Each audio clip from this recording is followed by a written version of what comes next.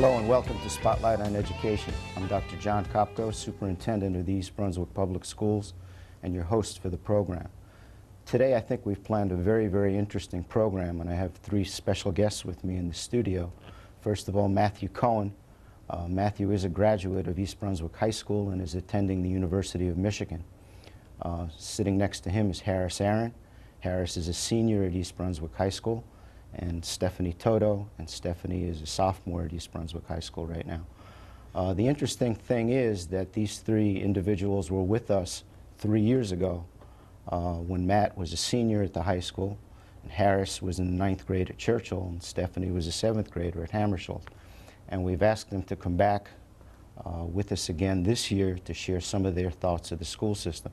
And Stephanie, first of all, we're going to take a look at what you had to say 3 years ago. What do you enjoy doing after school? What are some of the things you're involved in there? I like to perform.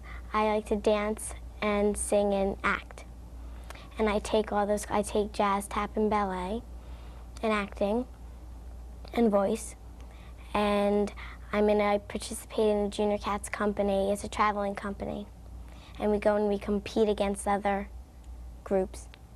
It's pretty impressive. Next year you'll be attending Churchill Junior High School. Yes. How do you feel about that? A little nervous. I can't wait to go, actually, because I wanted to go into a bigger school, and I just am not looking forward to walking the path. Stephanie, now that you've been through Churchill, was walking the path as difficult as you thought it might be? No, actually it wasn't at all. It was a very nice break in the day to be able to go outside. It's nice. Okay, this is your first year in the high school now at East Brunswick High School. Did you have any adjustment problems at all? They weren't necessarily problems, but it was a lot adjusting to being the youngest in the school out of all 3 grades, and just like what the teachers expect of you. It's a lot more. Would you have any advice to give to those students who will be sophomores next year? Basically just to be very organized, because there's a lot of due dates that you have to make sure you have and get them in on time, and to basically just look at the variety of the selection that you have for your electives, because there's a lot of classes that they offer that never were offered before. And what are your favorite courses? My 2 favorite courses are dance and psychology, and I love the dance because, of course, I've always liked to dance, and because instead of taking gym, it's a good it's a very nice thing to have instead of taking the gym, to be able to take dance. And I like psychology because I really was always interested in learning about the mind, and Mrs. Ambrosi makes it a lot of fun. Well, as you know, we do have tapes of both of those classes. Mrs. Laura Thibodeau in your dance class, and also Mrs. Kathy Ambrosi in your psychology class. Right. And we're going to have the opportunity to take a look at those tapes now. Okay.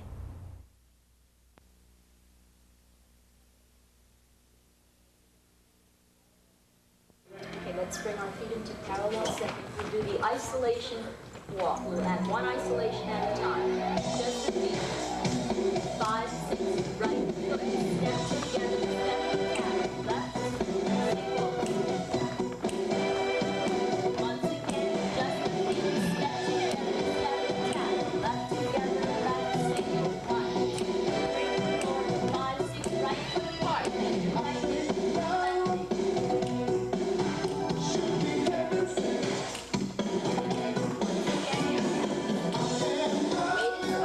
Over your foot.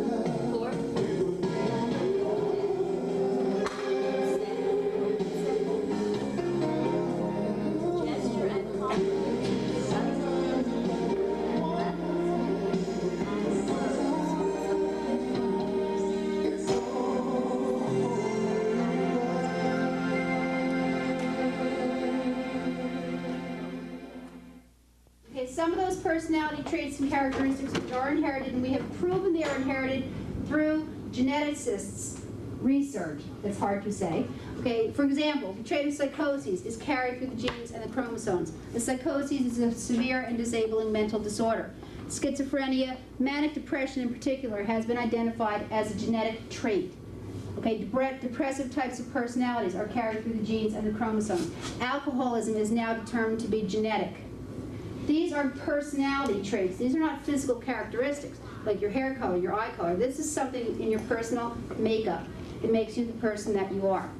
If you look at the ditto, okay, zygote, conception to 2 weeks. In that period, there is really very little taking place. The zygote is implanting itself into the uterine wall. Okay, after the zygote period, you have which period? Lisa? The embryo. The embryo period, or the embryonic period. That is approximately 2 weeks through 8 weeks. At this point, cell division takes place. Does anyone know what starts to form at this point? Stephanie? Fetus. No, the fetus will come in a little while. What forms during the embryonic period? Yeah. Spinal cord? The spinal cord. What else? Yes. Brainstem? The brainstem. What else? The heart. The heart's going to start forming, yeah. The rest of the nervous system? Right, the whole nervous system is going to start taking place. If you have what we call environmental insults to the fetus, to the embryo at this point, there may actually be a problem with the developing child. Okay, after that you have what, Stephanie? Now you can say it. Right, the fetal period. The fetal period runs from the end of the 8th week through the 40th week. How long is a full-term pregnancy? Okay, wait a minute, stop. How long is a full-term pregnancy? 9 months. 9 months. How long is a full-term pregnancy? How long is a full-term pregnancy? Look at your ditto. 40 weeks. How long is 40 weeks? Yeah? 10 months? So are you pregnant 9 or 10 months, class? Anywhere in between? The politician. Anywhere in between. Okay, I always said, 9 months, I'm done. I'm done being pregnant. Okay, I went to the doctor on my 9th month visit, my 9th month checkup. I said, let's go. Let's move this along. He said, you have 4 more weeks. I said, what do you mean I have 4 more weeks? I'm 9 months pregnant. Let's do this. He said, nope, you have 4 more weeks. Okay, it's really a 10-month pregnancy. You've got 40 weeks. If you want to go by calendar weeks, you've got a 10-month pregnancy here. Okay, anything prior? Stephanie, what about your after-school activities? Well, both Harris and I are part of Student Council Executive Board, which is made up of 3 students from each grade, and we do that either in the morning or after school. And also, Mrs. Thibodeau heads the dance club, which I participate in, but most of my time after school is devoted to my traveling dance company that competes nationally. Well, we do have a tape of that student council meeting that we're going to see a little bit later, but at this point I'd like to turn to Harris. And Harris, we're going to take a look at that segment 3 years ago when you were at Churchill making the morning announcements and also speaking about the courses that you'd like to take when you entered East Brunswick High School. Hey everybody, good morning. It's November 8th, 1989, and today's a day 1. The announcements are as follows. All right, a reminder to all newspaper staff, your articles are due in 17 South by 2:30 today. There will be no open gym tonight. And a reminder to all Metropolitan Club members, today is the sign-up meeting for the Christmas show at Radio City, so be there. Remember, there will be that famous foul shooting contest after school today, and the nurse's office will be closed again during second period today. Please stand for the pledge. I pledge allegiance to the flag of the United States of America and to the republic for which it stands, one nation, under God, indivisible, with liberty and justice for all. I guess that's all for today, so have a good day, have a good weekend. Thanks a lot. Bye-bye. That's great, Harris. Next year you'll be attending East Brunswick High School. Do you know what courses you intend to take? I'm really not sure on specific courses, although I've heard a lot and seen a lot about the IPL course, sort of famous. And that looks very interesting. And I don't know, I guess I'd just like to take things that I'm interested in and, well, maybe I'll benefit from later in life. But Harris, I know you're enrolled in the IPL program, IPL course. Has it lived up to your expectations? It definitely has. IPL is a fabulous program. Last year I took the IPL 1 course with Mr. Calamano, and we learned a lot about political theory. We wrote legislation, we debated current events, and we improved our public speaking ability.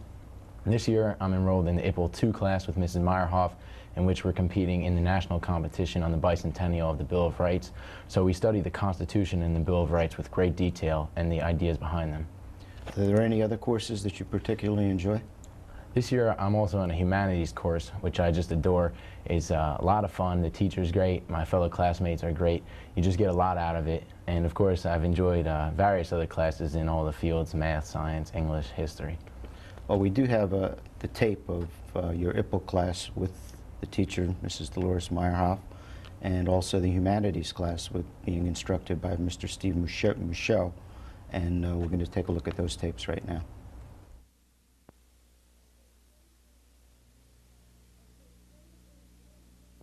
Okay, today we're going to hear Unit 5 do their simulation for our congressional competition on knowledge of the Constitution and the Bill of Rights. And the question that the students will answer, Harris's group, is on procedural due process. What is meant by procedural due process?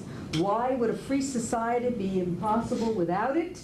What are the historical and philosophical sources of procedural due process? And how are the powers of all branches of government limited by procedural due process rights? You may begin. Procedural due process is the manner in which the procedures of government are carried out by government officials. As stated in the 5th and the 14th Amendments, no person shall be deprived of life, liberty, or property without due process of law.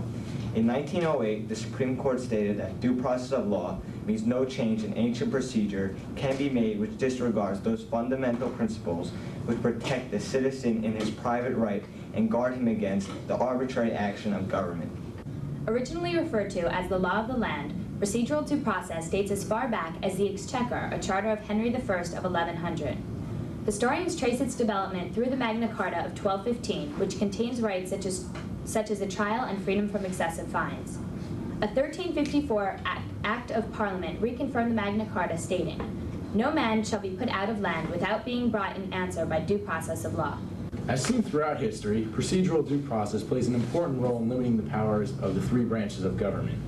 The most notable ways that the executive branch is limited are the various procedures that law enforcement officers must follow.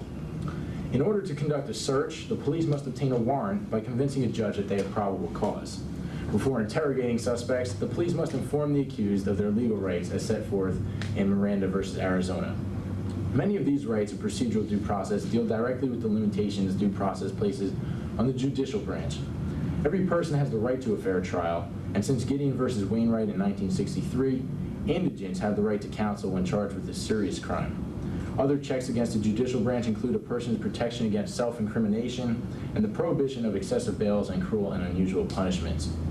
The legislative branch is limited by procedural due process in that it is forbidden from suspending the right of habeas corpus during times of peace. Congress cannot pass any laws which violate due process, such as ex post facto laws or bills of attainder. And during its hearings, Congress must also follow procedural due process by treating all people in a fair and just manner. By limiting the powers of each branch of government, procedural due process actually strengthens our nation. Justice Louis Brandeis summed up the importance of due process when he said, "If the government becomes a lawbreaker, it breeds contempt for the law. It invites every man to become a law unto himself. It invites anarchy." Hey, can't do much better than that, right? Okay, anybody want, we'll go for 6 minutes follow-up. You put your papers away now, and you have to be answering questions from your background of information. Is there anybody who would like to start? Dave would like to start with a question? Mr. Mercer, you mentioned that the 14th Amendment guaranteed the right.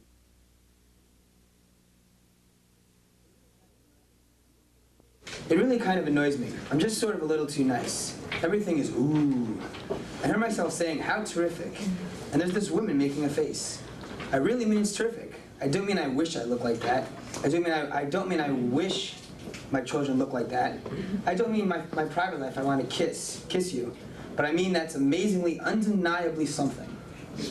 Something, and by the way, it should be special after that too. It didn't come out on the Something sheet. special. Very important. Something special. Here, it's on the wall. Want to read it for me? Anybody? Ms. Schaefer? You are amazingly, undeniably something special. And what is she talking about, Diane Arbus? Arbus is a great 60s photographer, street photographer. She printed what she shot. All right, Karen? It was that in everything she found something unique, and that no two people, or no matter what you were doing, it was never the same. There was always something about you that set you apart from everyone else.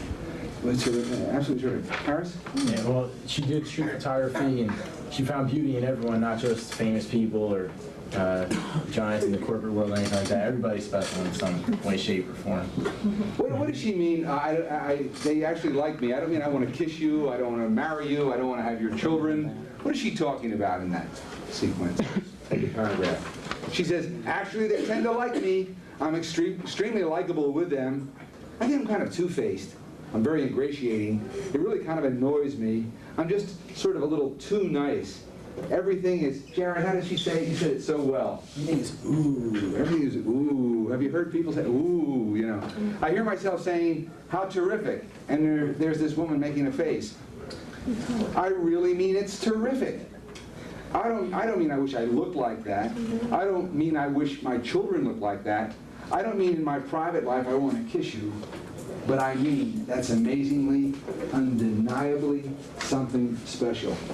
And that's the key, you know, for a photographer, for any artist, whether you're talking about Goya or Velázquez or El Greco or Raphael or Michelangelo. Who's the photographer? One of the most famous, the two great photographs to come out of World War II, and this is one of them. Nick. Alfred Eisenstadt. Eisenstadt. On the wall over here. His friend said later in life, looking at this picture and talking about it with Alfred, said something quite memorable, I think, and it could apply to all of the things that we see over there, whether it's Chagall or El Greco or Vincent van Gogh or Christina's World by Wyatt. Anybody, what did he say? That when you go to heaven, you won't forget it. When I die and go to heaven, I'll remember this picture. Why? Anybody? What is it about D-Day, Times Square, 1945, by Alfred Eisenstadt? Harris. It's just breathtaking, and it's the kind of thing, it couldn't have been staged or planned. It's just something that happened, and he was fortunate enough to be there and capture it. Okay. What about the shapes in the picture? What's striking about the photograph right away when you look at it? Okay, Karen?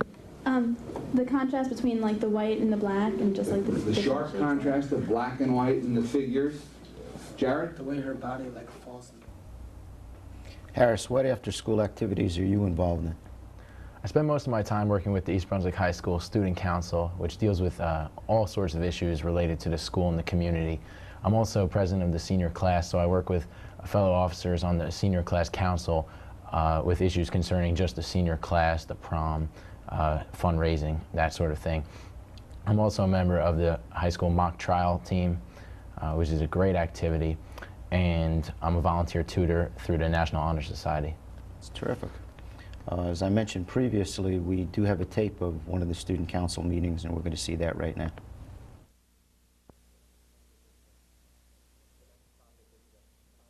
The next topic is the contest we're going to hold in between sometime in December. Paris has a couple. Okay, well, we came up with a few ideas. As you know, last year we did the cutest baby contest, and faculty members brought in baby pictures of themselves, and people donated money to the picture that they thought was the cutest. So if we wanted, we could do that again, but we did it last year, so we'll try and think of something new. Then there was the beard shaving contest that we had discussed. It was done a few years ago, so we could still do that because all the students that were in the school now have never experienced that. And basically, same thing, we take pictures of a few faculty members that have beards now that volunteer to shave them off, and the one that gets the most money put in his can or whatever he has to do it. Or else the other thing I came up with recently was, last year we had the cutest baby picture. Well, this year we could have a kind of thing like flashback to the 60s or something and get an old yearbook from all the teachers that were around here then. And this is pretty funny. I saw one last week, and they all have long sideburns and stuff like that. So we could have a best picture from 20 years ago, let's say, and same kind of thing where you put money in to the one you think is the best, and then maybe the teacher that wins has to dress up like that for one day or something like that. No, not that I know of. I think this is Do we want to discuss where this money is going to go? This year, like last year, we donated. Yeah, well, of course, we'll donate it to charity. Right now, we don't know which one. We could either decide or we could survey students or something like that. Okay. Do we want to choose? Harris, have you decided what you're going to do after graduation? I plan to attend college after high school graduation, but at this point I'm not quite sure where. I'm considering several good universities across the country, and I'll have to wait until April to hear from them. And what advice would you give or provide to future high school students? Well, basically, East Brunswick High School is a great high school. There's something there for everyone. So think about your interests and then go out and try and find either a club or a course or a group of people that have similar interests, because there's really something for everyone, and you should try to enjoy high school. Take work seriously, but also try and have some fun. Now we're going to turn to Mr. Matthew Cohen. Matt, here's what you had to say 3 years ago. Matt, from your experience in the schools, is there any advice that you'd like to give to our future high school students? Yeah, basically that don't be afraid to take the classes that you think you'll enjoy the most, because you'll always meet the minimum requirements for number of classes taken, and don't be afraid to take those because they will help you later on. Soon you'll be starting a brand new phase of your life. Do you know now what you're going to do after you graduate high school? I'm planning on going to college, and it's basically between the University of Michigan, which I've already been accepted to, and Cornell, which I haven't yet. Well, I'll hear from them in April, and if I do get a positive response, then I'll have a decision to make. But if not, I'll be very happy at Michigan, hopefully. Matt, has the University of Michigan lived up to your expectations? Definitely. The academics there are great, the faculty, and all the reputation of the school. And I went there basically for academics, athletics, and the social life, and I find the other two to be also have lived up to my expectations. We have the Fab Five who went to the Final Four last year, and we also just won the Rose Bowl, so it has. 3 years ago, you mentioned a particular interest in IPPL and also your advanced placement art course, and I was wondering if you still have an interest in that area, and also what courses on the university level do you especially enjoy? Well, actually, I never did pursue either one of those interests. I never took a political science class in college, and I never took an art history class. But now I'm in the University of Michigan Business School, undergraduate business school, and take classes such as marketing, finance, business economics, and my first 2 years I took a wide variety of introductory courses like sociology, psychology, communications, just to get a good feel and make sure I went into the right field that I wanted to. Have you decided on a specific major yet?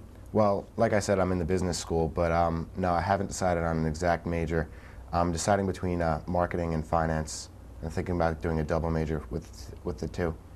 Looking back over your experience at East Brunswick High School, do you feel that the high school prepared you for the university life and the rigors of the university? Definitely. As Harris said earlier, East Brunswick offers a wide variety of courses, and it really helps to, when you're in high school, to have a choice on what classes you want to take and making up your own schedule. Because in college, you don't really have guidance counselors there to tell you exactly what you have to take and when you should take it and all that. You basically have to do it all on your own. You can get advice from guidance counselors, but they're not really, like they are in high school, telling you what you need exactly. You have to figure it out, and East Brunswick basically helped me do that. From your current standpoint, what advice would you give to students at East Brunswick High School? Well, in choosing a college, I think that you should not really, be concerned with academics, but be more concerned with going to a school that has other things to offer and where you'll be able to have fun, because college should be the best 4 years of your life, and make sure that you're comfortable at that school. Well, Matt, I'd certainly like to thank you for taking the time from your winter vacation to be with us today. And Harris and Stephanie, thank you for sharing your ideas with our audience. I'm sure they're going to enjoy the show as much as I have today. And to our audience, thank you very much for watching, and we hope you'll be back with us again next month when we'll be taking a comprehensive tour of East Brunswick High School.